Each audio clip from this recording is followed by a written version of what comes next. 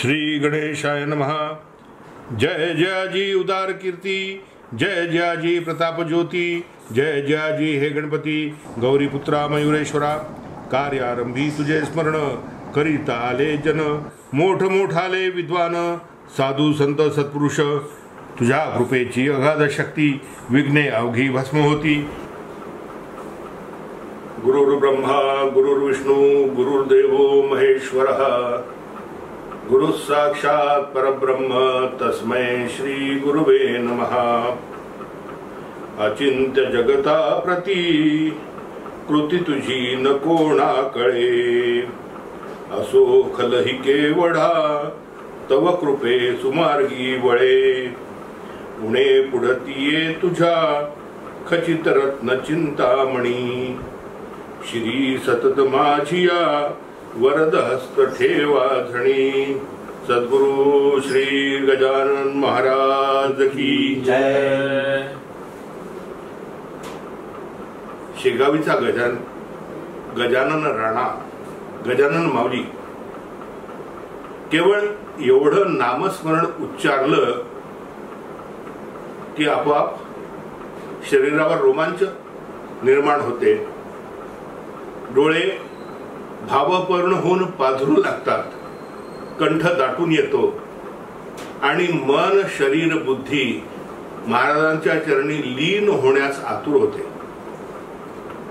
अशा महाराजांचं गुणगौरव करण्याचं, गुणवर्णन करण्याचं परम भाग्य आपल्या सगळ्यांच्या वतीने मला प्राप्त झालाय। ही महाराजांची असीम कृपा आहे। शेगाव इथून आपण सुरुवात करूया। महाराजांचं प्रथम दर्शन जनता जनार्दनाला याच गावी झालं। शेगावचं पौराणिक काळातलं नाव होतं शृंगपूर किंवा शृंगगाव। शृंग ऋषींनी स्थापन केलेलं असं हे गाव, असा पौराणिक दाखला या गावाच्या मागे आहे। आणि त्याचबरोबर गावाचं पालन करता, रक्षण करता म्हणून या गावात शिवाची प्रतिष्ठापना झाली, शिव मंदिर निर्माण झाली। आपल्या पोथीतील उल्लेख आहे पुढे की मोठे सावकारांनी या शिवमंदिराचा जीर्णोद्धार केला। मूळ शृंग ऋषींनी स्थापन केलेलं शिवमंदिर म्हणून या गावाचं नाव अजून एक पडलं शिवगाव। आणि या शिवगावाचा अपभ्रंश होत, या नावाचा अपभ्रंश होत शिवगाव शिवगाव शिवगाव शेगाव शेगाव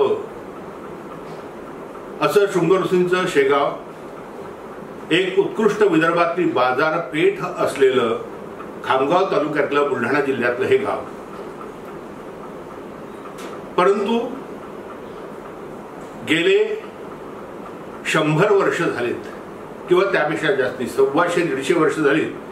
शेगाव म्हटलं की अनंत कोटी ब्रह्मांड नायक राजाधिराज योगीराज सच्चिदानंद परब्रह्म स्वरूप श्री गजानन महाराज एवढंच आठवते।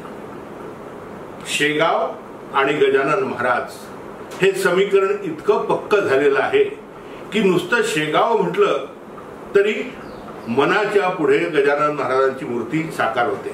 आणि गजानन महाराज म्हटलं तर शेगावचं मंदिर आणि शेगाव गाव आपल्या डोळ्यासमोर उभं राहतं। असं हे अनन्य साधारण महत्व ज्या विभूतीमुळे मिळालं, त्या विभूतीचं, त्या आराध्याचं, तुमच्या आमच्या सगळ्यांचं आराध्य दैवत जे आहे त्या गजानन महाराजांचं आपण वर्णन करणार आहोत। आजपासून त्यांच्या दासगणू महाराजांनी लिहिलेल्या श्री गजानन विजय ग्रंथाचं पारायण आपण सुरू केलेलं आहे। पहिला अध्याय आपल्या सगळ्यांनी आज सकाळी वाचलेला आहे। त्याच्यावरच एक तज्ज्ञ म्हणून नाही, एक जाणकार म्हणून नाही, पण तुमच्यासारखाच एक महाराजांचा भक्त म्हणून या हृदयीचे त्या हृदयी प्रकट झाले कारण त्या दोन्ही हृदयांमध्ये, आपल्या सगळ्यांच्या हृदयामध्ये एकच गोष्ट आहे, म्हणजे महाराजांची भक्ती. आणि या भक्तीला प्रगट करण्यासाठी तुमच्या वतीनं, तुमच्या सगळ्यांच्या वतीनं मी बसलेलो आहोत. आता गजानन विजय ग्रंथ हा निर्माण झाला. याची ग्रंथाची रचना दासगणू महाराजांसारख्या सिद्ध कवीच्या हाताने, सिद्ध संत कवीच्या हाताने झाली. दासगणू महाराज म्हणजे मूळचे गणेश सहस्त्रबुद्धे. आणि ज्याप्रमाणे आपण ज्यांना मान्यता दिली आहे अशा सगळ्या ग्रंथांना ग्रंथकर्ता किंवा ग्रंथाचं वर्णन करणारा आणि लेखनिक अशा दोन बाजू होत्या. ज्ञानेश्वर महाराजांनी ज्ञानेश्वरी लिहिली, ती स्वतः लिहिलेली नाही. ज्ञानेश्वर महाराजांनी नेवास्याला मंदिरात बसून ती सांगितली आणि सच्चिदानंद बाबांनी ती लिहून काढली. महाराज ज्ञानेश्वर माऊली सांगत होती आणि सच्चिदानंद बाबा लिहत होते. समर्थांनी दासबोध लिहिला तर समर्थ रामदास स्वामी दासबोधातली ओवी आणि ओवी सांगत होते आणि कल्याण स्वामी ते लिहून काढत होते. तुकोबारायांनी गाथा लिहिल्या, 5000च्या वरती अभंग आहेत तुकाराम महाराजांचे. हे 5000 अभंग लिहिले ते महाराज काही लेखणी घेऊन वा सुचली कविता लिहिली वहीत असं नाही.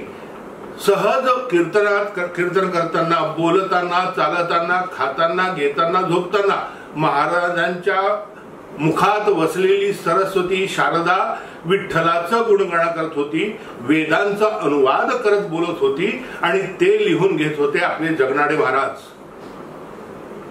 तसंच दासगणू महाराजांचे जे काही लेखन आहे त्यांचे लेखनिक होते छगन काका बारटक्के. एक 15 वर्षापूर्वी छगन काका बारटक्क्यांची गाठ पडली होती. वयोवृद्ध झालेले छगन काका जुन्या आठवणीत रमत होते. दासगणू महाराज अत्यंत रसाळ कीर्तनकार आणि हे कीर्तन करताना आख्यान काव्याद्वारे समोरचा व्यक्तीची व्यक्तिमत्व, त्या प्रसंगाचं गांभीर्य, कीर्तनकाराच्या मनातले भाव आणि या सगळ्याला अध्यात्माचं, परमार्थाचं अधिष्ठान हे त्यांच्या वाणीतून सहज प्रकट होत असे. जेव्हा रामचंद्र पाटलांनी कार्तिक एकादशीला जाऊन दासगणू महाराजांना विनंती केली की महाराज, गजानन महाराजांवर, माऊलीवर एक पोथी तयार करायची आहे आणि ते कार्य तुमच्या सिद्धहस्ताने प्रार व्हावं. हा योगायोग पहा. अनेक वर्षापासून दासगणू महाराजांची आणि गजानन महाराजांची पहिली भेट ही अकोटच्या जवळ झालेली आहे. आणि अकोटच्या जवळ झाली असताना तेव्हापासून या अवलियाला पाहताना, या साधूला पाहताना अनायास याचं गुणगान गावं अशी दासगणू महाराजांच्या मनात इच्छा प्रबळ होती. आणि ती इच्छा प्रबळ असतानाच जणू गजानन महाराज स्वतः रामचंद्र पाटलाच्या हाती सांगावा घेऊन आले की करा. आणि आज्ञा महाराजांची झाली, गजानन महाराजांची झाली. आणि दासगणू महाराजांनी हा गजानन विजय नामक ग्रंथ, 21 अध्यायांचा हा ग्रंथ लेखनाला प्रारंभ केला. पद्धत अशी होती की साधारणपणे सकाळी 8-9 वाजेपर्यंत आपले अन्निक आटपायचेत आणि अन्निक आटपून खाली पंचावजा धोतर नेसलेले, वरती उघडे बंब आणि एका खांद्यावर उपरणं टाकलेले असे दासगणू महाराज ओसरीत एक जो तीर्थ दाखवलाय, प्रसाद दाखवलाय, तो एक दुधाचा ग्लास, हा दुधाचा पेला प्राशन करायचे आणि बाहेर ओसरीमध्ये येरझारा करत एक टाकी, कुठेही दुरुस्ती नाही, कुठेही खोडातोड नाही, असा हा 21 अध्यायांचा श्री गजानन विजय ग्रंथ महाराजांनी डिक्टेट केला, निवेदन केला आणि छगन काका बारटक्क्यांनी लिहून काढलेला आहे. आणि तो इतका रसाळ आहे की महाराजांच्या सोबत आपण आहोत ही जाणीव सतत श्रवण करण्याला, वाचन करणाऱ्याला ही सतत होत राहते. असं वाटत नाही की ही लीला शेगावला चाललेली आहे, ही लीला पिंपळगावला चाललेली आहे, ही अकोल्याला चाललेली आहे, ही अकोटला चाललेली आहे, ही खापर्ड्यांच्या घरी अमरावतीला चाललेली आहे, असं वाटत नाही. तर या प्रत्येक ठिकाणी आपण हजर आहोत. इतका प्रभाव त्यांच्या काव्याचा, त्यांच्या लेखनाचा आहे. म्हणून हा ग्रंथ आणि आद्य ग्रंथ आहे, आद्य पोथी आहे महाराजांच्या चरित्रावरची. दासगणू महाराजांनी महाराजांचं चरित्र गायलं आहे, त्यातले चमत्कार सांगितले आहेत, महाराजांचं तत्वज्ञान सांगितलेलं आहे, महाराजांच्या भक्तवत्सलतेची साक्ष दिलेली आहे. महाराज कसे कृपाळू होते, कसे कनवाळू होते यांचे उदाहरण दिलेले आहेत. त्यांच्या ओवीचा अर्थ कसा काढायचा आणि आजच्या परिस्थितीत तो अर्थ लावून आपल्या आयुष्यात बदल करायचा हे आवश्यक आहे. अवगुण त्यागिता जाती, उत्तम गुण अभ्यासिता येती असं समर्थ म्हणतात. आपल्यातले अवगुण महाराजांचं चरित्र वाचताना कमी व्हावेत आणि उत्तम गुण आपल्या अंगी बाणावेत आणि महाराजांची सेवा करताना एक उत्तम सज्जन सत्पुरुष आपला व्हावा, आपलाही नराचा नारायण व्हावा. या उद्देशाने आपण ग्रंथाचं पठण करायचं. ही ग्रंथ नव्हे, हा ग्रंथ आहे, ही कादंबरी नाही असं दासगणू महाराज सांगतात.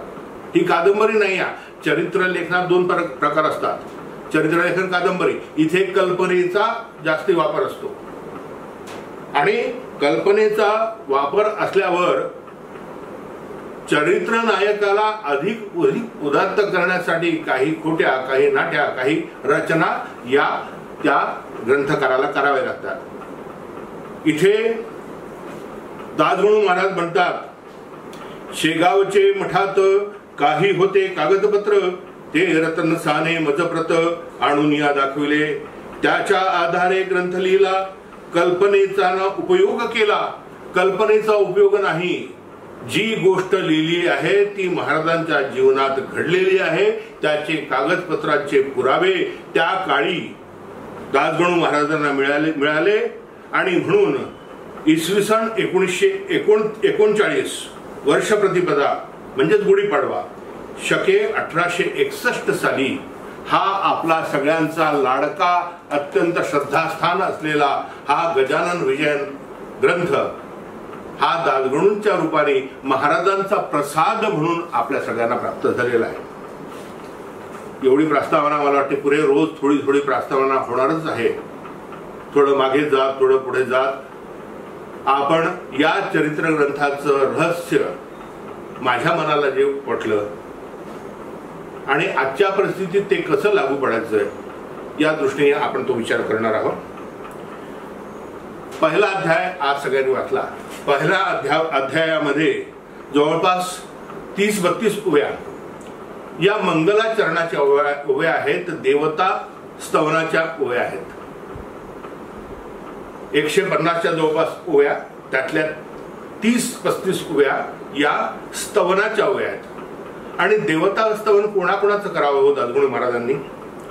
तर गणपती, आद्य देवता, आदिमाया सरस्वती, पांडुरंग, भवानीवर गंगाधर शंकर, दासगणू महाराजांची कुलदेवता कोल्हापूरची अंबाबाई, महालक्ष्मी, तुळजाभवानी, दत्तात्रेय इत्यादी सर्व देवतांना वंदन करून या ग्रंथरचनेसाठी आशीर्वाद पहिले मागितले आहेत. एवढ्यावरच ते थांबले नाही, तर शांडिल्य, वसिष्ठ, गौतम, पाराशर, शंकराचार्य या ऋषीवरांना त्यांनी आवाहन केलेलं आहे. त्यांचे सद्गुरू दासगणू महाराजांचे साईबाबा, वामनशास्त्री पंडित यांचाही उल्लेख करायला ते विसरले नाहीत. आणि ओवी क्रमांक 30 पर्यंत आणि शेवटी महाराजांनाच अनन्य शरण गेलेले आहेत. सगळं कर्तृत्व सोडलेलं आहे. अनन्य जाणे म्हणजे अन्याश्रयाणाम त्यागो अनन्यता असं देवर्षी नारद भक्तिसूत्रात सांगतात की सगळे आश्रय सोडायचे आणि फक्त सद्गुरूचा आश्रय ठेवायचा. तेच तत्व इथे दासगणू महाराजांनी अवलंबलेलं आहे. लेखणी काढी अक्षर परी तो तिच्यात नाही जोर, ती निमित्ता कारण लेखन रूपी कार्याला. हे जे लेखन झालेले आहे तिथे मी लेखणी आहे. मला धरणारा हात हा साक्षात महाराजांचा आहे. त्यांचीच कृपा असल्यामुळे आज त्यांचंच चरित्र त्यांच्याच प्रेरणेने मी लिहितो आहोत असं स्पष्ट उल्लेख करतात. आणि त्यानंतर तुमच्या माझ्यासारख्या श्रोत्यांना सावध करतात, सावधगिरीचा इशारा देतात. आता श्रोते सावधान, संत कथेचे करा श्रवण, करोनिया एकाग्रमण, निज कल्याण व्हावया. म्हणजे पहिल्या अध्यायातल्या 32व्या ओळीत दासगणू महाराज श्रोत्यांना सावध करतात आणि भक्तीच्या पहिल्या पायरीवर नेऊन उभे करतात. भक्ती म्हणजे नवविधा भक्ती. श्रवणम कीर्तनम विष्णुस्मरणम पादसेवनम अर्चनम दास्यम सख्यम आत्मनिवेदनम, या नवविधा भक्ती आहेत. भक्तीचे 9 प्रकार आहेत. त्यातली पहिली भक्ती म्हणजे श्रवण भक्ती. त्या पायरीवर दासगणू महाराज तुमच्या आमच्या सारख्या सगळ्या भक्तांना या पहिल्या अध्यायाच्या 32व्या ओळीतच नेऊन टाकतात. आता सावध राहा, आता इकडे तिकडे भटकणार मन आवरा आणि सावधपणे श्रवण करा. काय श्रवण करा? तर गजानन विजय नाव सुद्धा बाकी चपकट ठेवलं आहे. गजानन चरित्र म्हटलेलं नाही, गजानन लीला प्रसंग म्हटलं नाही, तर गजानन विजय. आपल्या मनावर या गजाननाच्या कृपेने विजय मिळवायचा आहे. भक्तिपंथात सर्वात मोठी गोष्ट कोणती असेल तर मनावर विजय मिळवणे आणि मनाला सद्गुरूच्या चरणी अनन्य करणे हाच आहे. त्याचबरोबर भारत भूमी ही संतांची भूमी आहे. इथे दासगणू एवढा थांबत नाही, पण मंगलाचरण चालूच आहे. भारत भूमी म्हणजे संतांची खाण आहे आणि ती संत परंपरा सुद्धा दासगणू महाराजांनी विशद केलेली आहे. नारद, ध्रुव, प्रल्हाद, उद्धव, सुदामा, अर्जुन, हनुमान, धर्मराज, शंकराचार्य, मध्व, वल्लभ, रामानुज, नरसिंह मेहता, तुलसीदास, कबीर, कमाल, सूरदास, गौरांग प्रभू, मीरा, गोरखनाथ, बच्छिंद्रनाथ, जालंधरनाथ, नामा म्हणजे नामदेव महाराज, कानुबाई, जनाबाई, संत सखू, चोखा मेळा, या सगळ्या दामाजी पंत, या सगळ्या संतांचा उल्लेख केलेला आहे. का केलेला आहे? या संतांच्या ठिकाणी जो भक्तिभाव असेल, जो भाव आहे की ज्यामुळे त्यांना तो पांडुरंग, तो परमात्मा कळला, तोच भाव आपल्याला सावध केलाय श्रोत्यांना. आधी आपल्याला श्रोत्यांना सावध केल्यानंतर मग त्यात या संतांचा भाव, भक्तिभाव उतरावा, यासाठी मग त्यांनी या संतांचे दाखले दिलेले आहेत.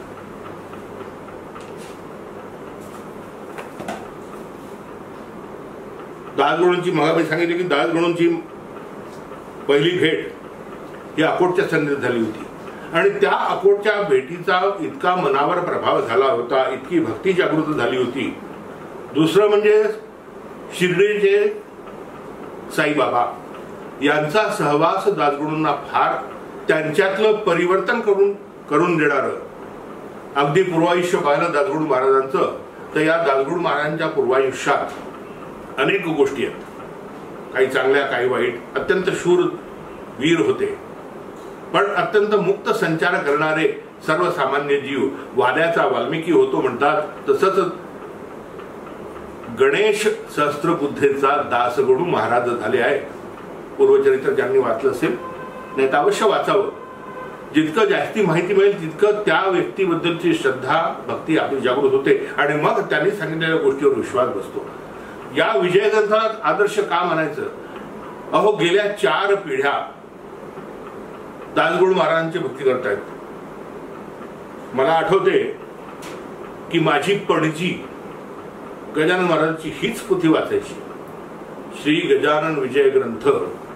माझ्या दोन्ही आज्या म्हणजे आईची आई आणि वडिलांची आई हे सुद्धा याचेच पारायण करायची. अनेक संकटकाळी त्यांना एकमेव आधार वाटायचा तो गजानन महाराजांचा आणि विजय ग्रंथाचा. त्यांना खात्री होती की एकदा विजय ग्रंथाचं पारायण झालं की सगळे अरिष्ट दूर होतात, संकट दूर होतात, रोग राई व्याधी सुद्धा दूर होतात, हा त्यांचा विश्वास होता. त्यांचेच संस्कार माझ्या आईवडिलांवर झालेत, म्हणजे 3ऱ्या पिढीवर झालेत. माझी 4थी पिढी आणि माझे मुलं नातवंड, आता मुलांना सुद्धा तेवढाच विश्वास, केव्हाही नागपूरला आलेत, आता बाहेरगावी शिकायला असतात, नागपूरला आले की बाबा शेगावला जायचं का, कारण ओढ आहे. आणि ती ओढ आजची नाही, या 4 पिढ्या आधीपासून म्हणजे 5व्या पिढीत उतरलेलं हे संस्काराचं बीज आहे. आणि हे संस्काराचं बीज केवळ गजानन विजय नामक ग्रंथ जो दासगुण महाराजांनी लिहिलेला आहे, हा श्रद्धास्थान. आणि म्हणून याला 4 पिढ्यांचं पुण्याई आहे. 4 पिढ्यांची भक्ती भावना या ग्रंथाशी निगडित आहे. त्याच्यानंतर अनेक चरित्र लिहिल्या गेलेत, अनेक गीतं लिहिल्या गेलेत, परंतु गजानन विजय ग्रंथा एवढी मान्यता, जनमान्यता कोणत्याही ग्रंथाला मिळाली नाही. याचं कारण एकच की जो ग्रंथ प्रासादिक आहे तोच त्याचाच लोक स्वीकार करतात, बाकीचे आप बाजूला. त्याबद्दल अधिक बोलायचं नाही आपल्याला पुन्हा मूळ पदावर यायचं आहे. आणि मग गजानन महाराज कसे प्रकट झालेत, त्याच्यासाठी गजानन महाराजांचा इतिहास तो आपण उद्याच्या भागात पाहू. आज प्रकट झाले एवढंच पाहणार आहोत. प्रकट झाले ते प्रथमतः दिसले बंकटलाल अगरवाल आणि त्यांचा मित्र कुलकर्णी देवीदास पातुरकर नावाचे एक महंत म्हणजे मठाधिपती होते. शेगावमध्ये मठ होता त्यांच्या मुलाची ऋतुशांत होती आणि त्या ऋतुशांतीच्या वेळेला त्यांच्या घरी भोजनं झाली होती आणि त्या भोजनाचे उष्ट्या खरकटे पत्रावळ्या ज्या होत्या त्या रस्त्यावर उकिरड्यावर फेकल्या. जुन्या काळी त्या घंटा गाडीवाल्याकडच्याच गाडीत कचरा टाकायचा असा नियम नव्हता, कारण गाव तसंच स्वच्छ राहायचं. त्यामुळे पत्रावळी तेवढ्या वेळेपुरती त्या उकिरड्यावर टाकल्या जायच्या. आणि त्या ठिकाणी सर्वतः प्रथम एक युवा अवस्थेतले, आपण गजानन महाराजांच्या पोथीत बाल्य अवस्थातले पाहतो, त्यावेळेला महाराज युवक होते, म्हणजे साधारणपणे 24 ते 28 या वयोगटातले महाराज असतील. आणि महाराज तिथे एक शीत, त्या पत्रावळीतलं शीत पाहायचं तोंडात टाकायचं, शीत पाहायचं तोंडात टाकायचं, शीत पाहायचं तोंडात टाकायचं, असा प्रकार तिथे चाललेला होता. तिकडून अनेक लोक, हमरस्ता होता शेगावचा त्या काळचा, ज्याला आपल्या आजच्या भाषेत मेन रोड म्हणतात, त्या मेन रोडवर या देवीदास पातुरकरांचा वाडा, त्या वाड्याच्या बाहेर उकिरड्यावर बसलेले महाराज. 12 वाजताची वेळ मध्यान्नीची, ज्या वेळेला प्रभू रामचंद्र जन्मले, ज्या वेळेला समर्थ रामदास स्वामी जन्मले, 12 वाजताची वेळ दुपारची पकडली त्यांनी धरली होती. तर असं माघ वद्य सप्तमी शके 1800 म्हणजे इसवी सन 1878 23 फेब्रुवारी या दिवशी त्यांचं प्रथम दर्शन अनेक लोकांना झालं असेल, पण लक्षात कोणाच्या आलं तर बंकटलालाच्या आणि कुलकर्ण्यांच्या. जाता जाता हे थबकलेत, पाहिलं की एक अत्यंत तेजपुंज माणूस तिथे उकिरड्यावर बसून एक शीत वेचून खातोय. जुना काळ होता, त्यांनी म्हणलं हा भिकारी जर असेल तर तो त्या पातुरकरांच्या दारा उपाशी उभा राहील, ओम भिक्षान देई म्हणेल, भीक मागेल आणि एक ताट मिळवून स्वतः खात बसेल. पण हा माणूस भीक मागायला तयार नाही आहे. हा खाली मुंडी घातलेली आहे आणि एक शीत तोंडात टाकतो आहे. त्याला चव कशाची ती उरली नाही. आणि एकंदर व्यक्तिमत्व पाहिलं तर लक्षात आलं, नासाग्र दृष्टी मुद्रा शांत, तपोबल अंगी झळकत, वर्णन किती करावे, मूर्ती अवघी दिगंबर, भाव मावळला आपपर, आवड निवड साचार, राहिलं न जवळी त्याच्या. असे कशाची आवड निवड नाही असा एक तेजपुंज व्यक्ती बसलाय. आणि मग बंकटलाल अगरवाल पुढे गेला आणि त्याने विचारलं, महाराज भूक लागली आहे का तुम्हाला? मग तुम्हाला ताट आणून देऊ का? यांनी फक्त वरती पाहिलं त्या बंकटलालाकडे आणि थोडस स्मित केलं. बंकटलालांनी आपले सहकारी जे होते त्यांना आतमध्ये पाठवलं.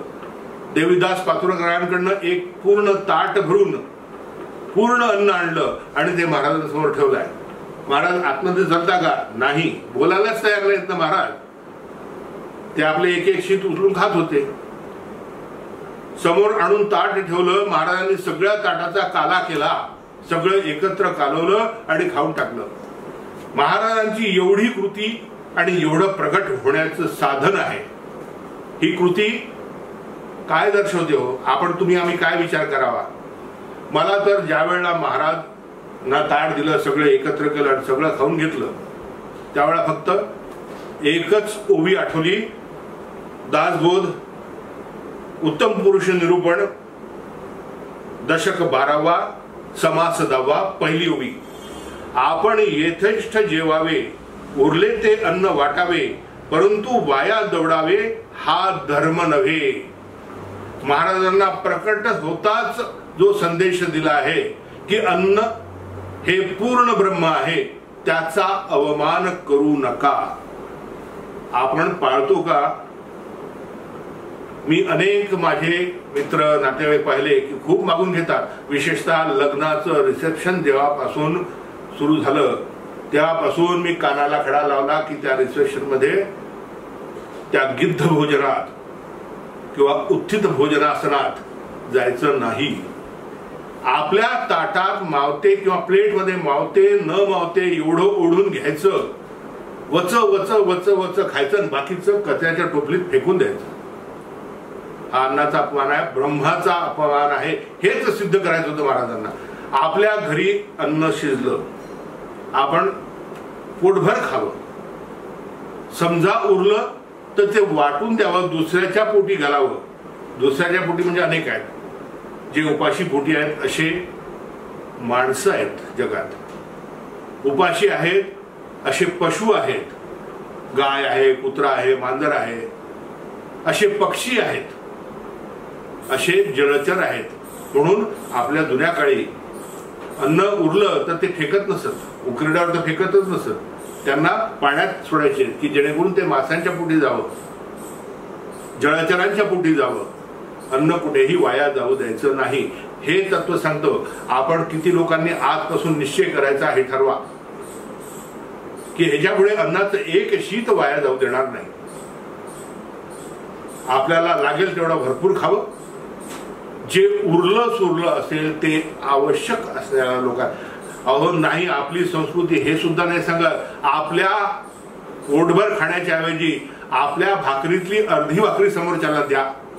हेच आपली संस्कृती आपल्याला शिकवते आहे आणि तेच पाहिजे आहे. आणि हे जेव्हा आपण करू लागू तेव्हा महाराजांचा पहिला अध्याय वाचला आहे.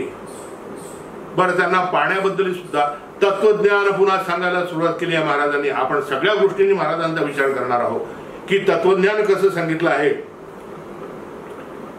की जसं पाणी आणायला थांबा थांबा महाराज पाणी आणतो असं म्हणून हा पुन्हा आतमध्ये गेलाय, तर थंडगार माठातलं वाळा घातलेलं म्हणजे खस घातलेलं असं सुवासिक पाणी महाराजांसाठी तांब्या भरून आणलं.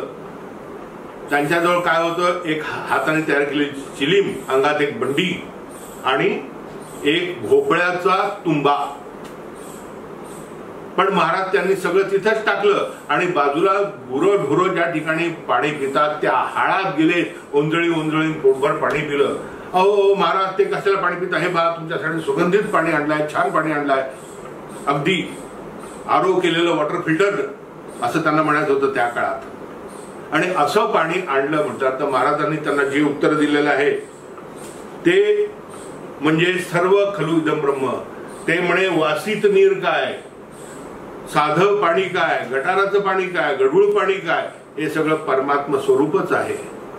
आणि त्या परमात्मा तिथेही तोच आहे, तिथेही तोच आहे, तिथेही तोच आहे. त्यामुळे कोणतंही पाणी पिलं, अहो काय सांगितलं, याच्यावरून बंकटलालाच्या लक्षात आलं की हा जो माणूस दिसतो हा सामान्य भिकारी नाही. याने जाणला आहे की अहम ब्रह्मास्मी, हा मी ब्रह्म आहो हे जाणणारा ब्रह्म साक्षात्कारी पुरुष आहे. आणि एवढंच नाही तर त्याच्या पुढची पायरी सर्व खलु इदं ब्रह्म, हे सर्व चराचर सृष्टी ब्रह्ममय आहे अशी ज्याची दृष्टी तयार झालेली आहे असा हा सत्पुरुष साधू आहे. आणि म्हणून जसे त्याच्याकडे नमस्कार करायसाठी धावला बंकटलाल, तर महाराज वायूच्या गतीने पळून गेले. का? नमस्कार घ्यायचा नव्हता, अजून बंकटलालाची पूर्ण परीक्षा झालेली नाही की याच्या योगे मी जगासमोर प्रकट होणार, त्याची योग्यता याची आहे का हे अजून पाहिलेलं नाही महाराजांनी. ती परीक्षा पुढे घ्यायची होती दुसऱ्या अध्यायात, हे बोलून गेलेत महाराज. आज आपण इथे थांबूया आणि उद्या दुसरा अध्याय, म्हणजे उद्या म्हणजे पुढच्या गुरुवारी दुसरा अध्याय, त्याच्यावर चिंतन करूया. मी काहीच करत नाहीये, मी फक्त तुमच्या मनाला, तुमच्या विचारांना, तुमच्या चिंतनाला एक स्पार्क प्लगची ठिणगी टाकतोय की तिथे आपल्या विचारात ही भक्ती दृढ व्हावी. या गजानन भक्तीचा होम प्रकट व्हावा म्हणून एक ठिणगी तुमच्या विचारांमध्ये टाकणं एवढंच माझं कर्तव्य मी समजतो. तो महाराजांचा आदेश झाला. त्रिदेव माझ्याकडे आलेत आणि त्यांनी मला सांगितलं की हे करा. त्रिदेव म्हणजे आपले अविनाशजी, विलासजी आणि नरेंद्र कुलकर्णी. त्रिदेवांचा आदेश, महाराजांची इच्छा आहे असं मला जाणवलं आणि म्हणून या विषयावर कधी आधी बोललेलो नव्हतो. जी काही त्रुटी राहिल्या असतील, जे काही कमी राहिलं असेल तो माझा दोष आहे. जे आवडलं असेल ते महाराजांची तुमच्या मनातल्या भक्तीमुळे तुम्हाला आवडते आहे, म्हणजे शेवटी महिमा महाराजांचीच आहे. त्या माऊलीच्या चरणी आपण सगळेजण नतमस्तक होऊ आणि पुढच्या गुरुवारी भेटू. बोला सद्गुरु श्री गजानन महाराज की जय.